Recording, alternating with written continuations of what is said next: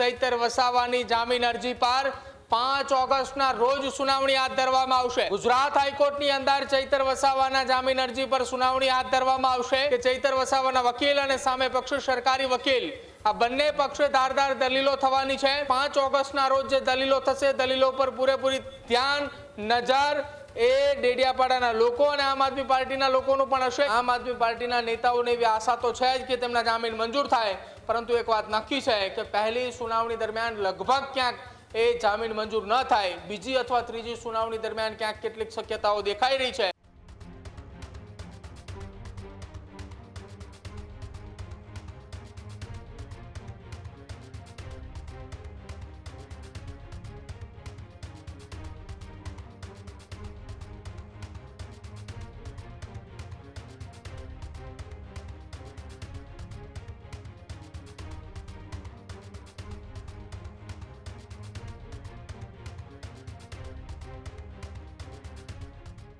ડેડિયાપાડાના ધારાસભ્ય એવા ચૈતર વસાવાને લઈ ફરી એક વખત મોટા સમાચાર છે તે સામે આવી રહ્યા છે। ગુજરાત હાઈકોર્ટમાં વસાવાની જામીન અરજી છે તે દાખલ કરવામાં આવી છે। 2023માં વનકર્મી પર હુમલા કેસમાં 7 વર્ષની સજા છે તે પડી હતી। વડોદરા સેન્ટ્રલ જેલમાં બંધ ધારાસભ્યને લઈ આ મોટા સમાચાર કે જેમાં આગામી 5 ઓગસ્ટના રોજ ગુજરાત હાઈકોર્ટમાં તેઓની જે જામીન અરજી છે તેની ઉપર સુનાવણી હાથ ધરાશે। ચૈતર વસાવાની જામીન અરજીને લઈ હાથ ધરાશે સુનાવણી। સાથે જ ચૈતર વસાવા કેસમાં અત્યાર સુધી 6 જેટલા લોકોના એ જામીન છે તે થઈ ચૂક્યા છે। 5 ઓગસ્ટના રોજ હાઈકોર્ટની સુનાવણી પર અત્યારે હાલ તમામની નજર છે। તે પહેલા જે રીતના ચૈતર વસાવા સહિત તેમના ધર્મપત્ની શકુંતલા વસાવા અને અન્ય ખેડૂતોના જે જામીન છે તે કોર્ટ દ્વારા મંજૂર કરવામાં આવ્યા હતા અને ત્યારબાદ હવે ચૈતર વસાવાએ પણ પોતાની જામીન અરજી છે તે દાખલ કરી છે। 5 ઓગસ્ટનો દિવસ એ ચૈતર વસાવાને લઈ ખૂબ મહત્વનો છે। પ્રદીપ જોડાયેલા છે। પ્રદીપ, જે રીતના પેલા 6 જેટલા ખેડૂતોના જામીન છે તે મંજૂર થયા, હવે ચૈતર વસાવાએ પોતાની જામીન અરજી દાખલ કરી છે, શું લાગે પેલી જ સુનાવણીની અંદર જામીન મળશે કે હજુ પણ ચૈતર વસાવાનો જેલવાસ છે તે યથાવત રહી શકે છે?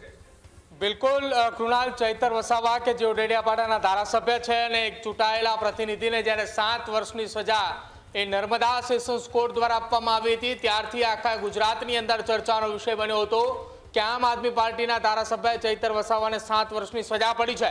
જો કે વર્ષ 2023માં વનકર્મી પર હુમલાની ઘટના હતી, એ ઘટના બાદ આ કેસની અંદર 9 લોકોએ આરોપીઓ હતા કે જેમાં 6 લોકોના જામીન મંજૂર થઈ ચૂક્યા છે। બચેલા 4 માના ચૈતર વસાવાની જામીન અરજી પર 5 ઓગસ્ટના રોજ સુનાવણી હાથ ધરવામાં આવશે।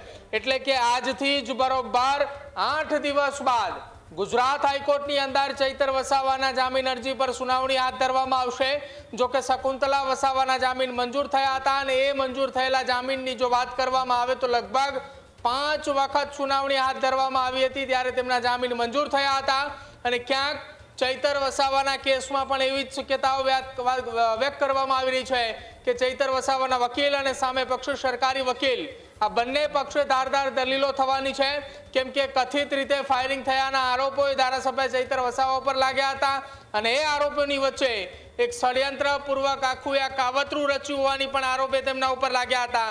આ કેસના મુખ્ય આરોપી તેઓ પોતે હોવાની વાત છે અને તેને લઈને હવે જે 5 ઓગસ્ટના રોજ જે દલીલો થશે દલીલો પર પૂરેપૂરી ધ્યાન નજર એ ડેડિયાપાડાના લોકો અને આમ આદમી પાર્ટીના લોકોનું પણ હશે, કેમ કે શકુંતલા વસાવાના કેસની અંદર 5 વખત સુનાવણીઓ એટલા માટે થઈ હતી કે પહેલી 2 વખતની સુનાવણીઓમાં આ કેસની હકીકત શું હતી, ઘટના કેવી રીતે બની હતી એ જાણવામાં આવી હતી।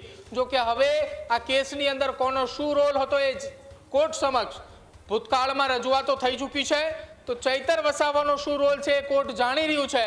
બસ હવે આ કેસની સુનાવણી જે હાથ ધરવામાં આવશે એ 5 તારીખના રોજ સુનાવણી દરમિયાન સરકારી વકીલ અને સાથે જ ચૈતર વસાવાના વકીલ તરફથી શું દલીલો કરવામાં આવે છે તેના ઉપર નજર રહેશે।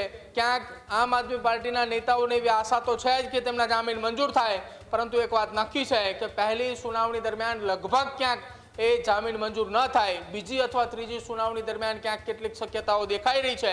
હવે જોવાની રહેશે કે શક્યતાઓ કયા મુદ્દાઓ આધારિત દેખાશે।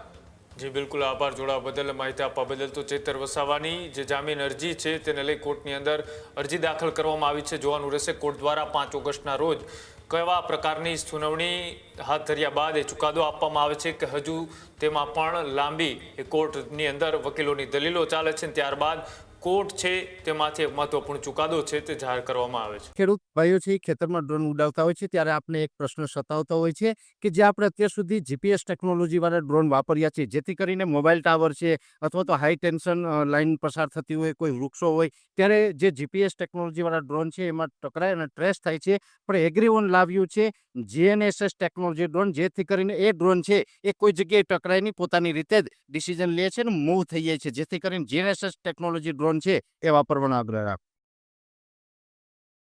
આ જ પ્રકારની તમામ અપડેટ જોવા માટે ન્યૂઝરૂમ ગુજરાતને લાઇક, શેર અને સબસ્ક્રાઇબ કરવાનું ભૂલતા નહીં.